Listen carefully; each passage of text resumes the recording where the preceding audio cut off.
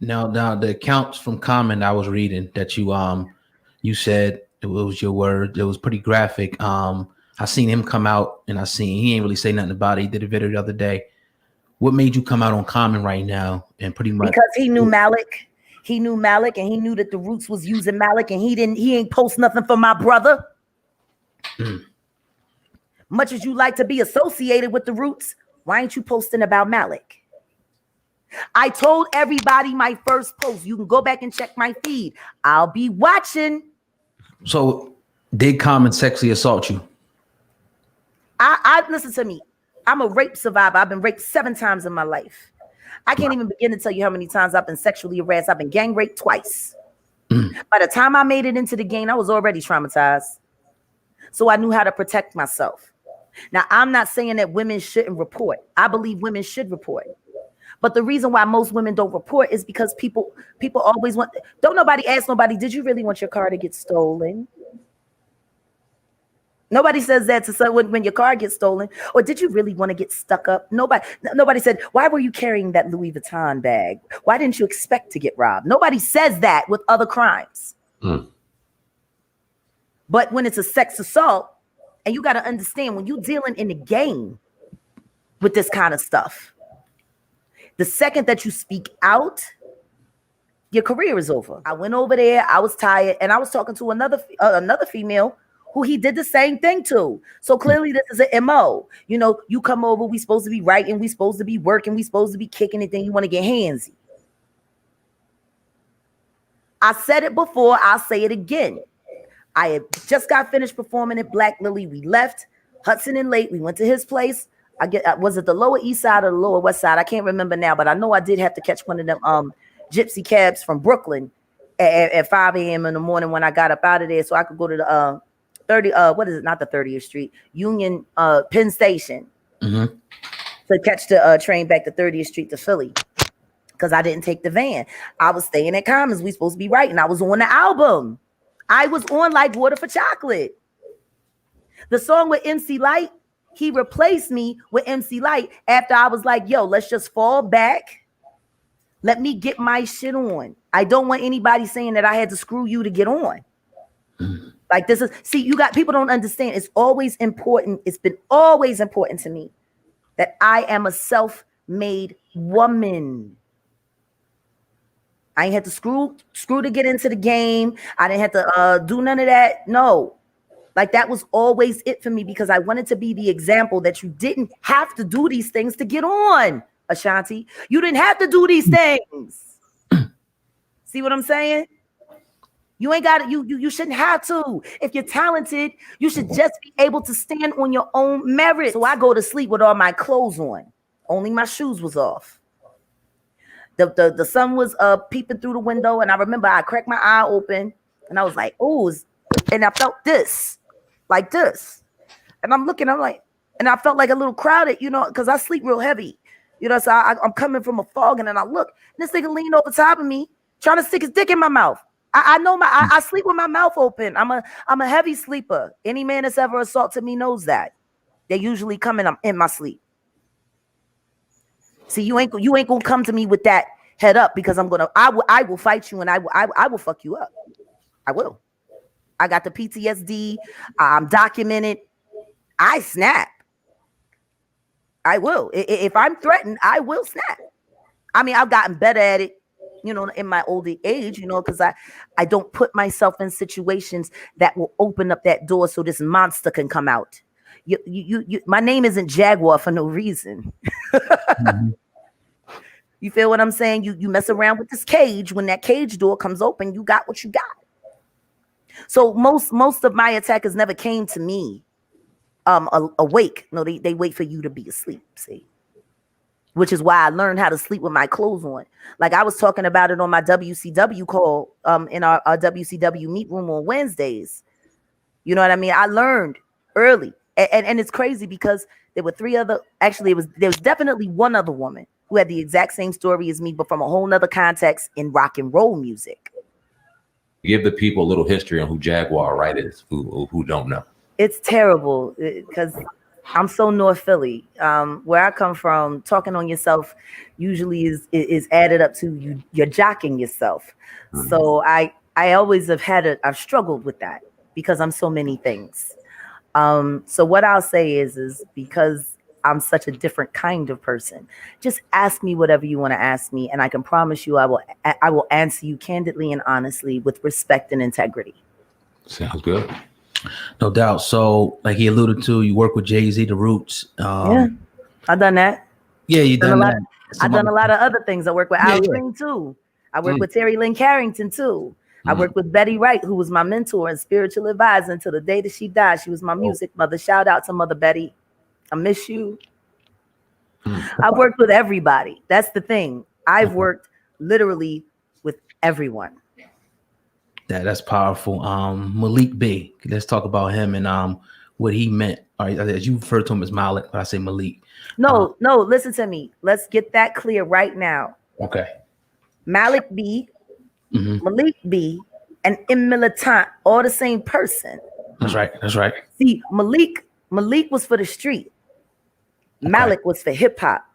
M Militant was the prophet, was the hip hop prophet. So all of his characters were named, but they were all him. They were indigenous to him. You know, that's the one thing that I loved about Malik, because he was just so much himself. You know, it made people uncomfortable, you know, to be around someone that's so absolute in who they are. He owned every second of his life, even his struggles with you know, addiction. He never lied about it. He never fronted on it. All the other people, oh no, I don't do that. I don't do it. Malik would pull out his stuff right in front of you. This is what I'm on today. Where the music at? Right. Malik B. I'm writing a piece for him. I haven't had a lot of time because all of this happened. I honestly wasn't expecting the world to embrace my stand the way that they are. I really wasn't. God came to me. I had a nervous breakdown after my son died, and I couldn't talk. I started stuttering. I would go to speak, and my words would leave my head. I couldn't even finish a sentence. I couldn't sing. I couldn't remember my own lyrics. And God came to me one night and he said, I will give you your voice back. I will give you your mind back when you do what I told you to do. You got to tell the truth, the whole truth, and nothing but the truth. You can spare no one. This is my will. This is what you do if you want your voice back. So I guess we could jump to it. Why do you feel you had to come out and defend Malik B? Somebody had to. Okay. Tariq didn't. Can you give us the backstory? Can you give us the Huh? whole backstory? Can you give us the backstory of everything that went down? I ain't got enough time for all that. You gonna have to read the book or see the documentary that I'm filming. I made up my mind. I'm going to do the documentary. Okay. It's gonna be called Digging Up the Roots. And I will be sharing my story and other stories with other women that have been affected by their careless and reckless manner. We were artists just as brilliant as you, some of us more brilliant than you. And you treated us subservient because we were women. You know, you treated us like wet nurses. You treated us like maids. We weren't your maids. We weren't there to clean up your messes and just there to make you look good. And then you put us back in the closet. See, the misogyny is so out of control when it comes to all of this. Malik was the only man in that group, in that collective, that treated the women like equals. Only. So for me, I had to speak up and say something because he would have done it for me, because he did do it for me. See. So was it his death that kind of just motivated you to just go ahead and tell your truth all the way through? It was his death. You see, I lost 3 people that week. Oh, wow. My cousin died on his 43rd birthday, almost to the minute. He literally only lived 43 years. He died in a car crash on Roosevelt Boulevard. And then we had to get through that. I had to get myself emotionally ready for that. We were going to go up there. But then my family members started testing positive for the COVID. I'm like, I got work to do. My cousin wouldn't want me to come up here, catch the COVID, and not be able to get my money. Yeah. You know, so I attended via Zoom. And then that's when the word came down. I found out that Damon Miley from Black Male, aka No Question, who was the last male group signed to Uncle Kenny's label, Philadelphia International, back in the 90s. They were the last group signed by Philly International. People don't know about Damon Miley either. You know, Damon Miley was my singing partner. We used to always be up the Hollywood Palace. And you know, I knew he could sing. He knew I could sing. So we would team up and do Angela Renee or whatever. And we always won the talent shows, you know. And then we started coming into our careers in our late teens, and you know, and everybody did what they did. People don't know that Damon Miley was the one who did all the backgrounds for the High Five album and arranged those vocals. Mm-hmm. And my friend died alone in an abandoned house in West Philadelphia, yo. Mm. You know what I mean? If y'all want to really support real grinders, go to YouTube and put in Jaguar Wright and Damon Miley, DayminMiley, and watch that video and comment and share, because the least people can do is give this man his flowers in his death. He was brilliant. He was brilliant. And then I found out about Malik the same day. Man. So I had a funeral to attend on Tuesday for the Zoom with my cousin and all the COVID. And then 3 more people went to the funeral, got infected with the COVID. Yeah, see, I'm glad I didn't go. Right. And then so the next day we buried the cousin. And then I called my other cousin, like, yo, what's going on? She was like, oh, so I guess you heard about Malik. I was eating chicken. I almost choked myself to death on a bone. Now, we was family. We all lived together. We worked together. We did all of that. Why didn't the Roots call us individually? Why did I have to find out on Google that my brother died? It was ignorant to do that to us. And then they say, oh, don't say this because we're doing stuff behind the scene. Well, then you need to call people and let people know that you're doing something behind the scene. Don't sit up here. These fools, they still won't talk to me. I won't talk to nobody else, and they won't talk to me. I done dropped my number in inboxes. How you scared of a woman? You wasn't scared of me when you was using me.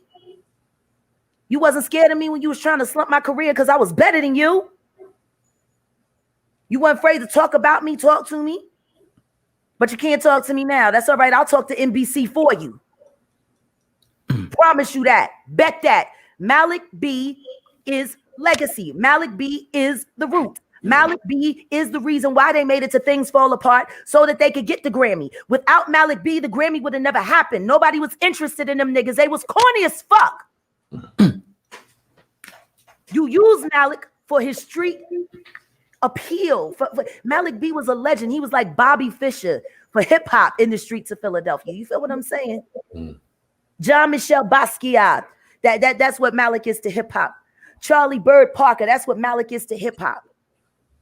I'm gonna tell you the thing that pissed me off more than anything. Everybody, R.I.P. Malik B, but don't nobody know why. Why are you celebrating someone and you don't know why? Usually, if you're celebrating someone, you know why you're celebrating them. All they know is he was the founding member of the Roots, and that was that.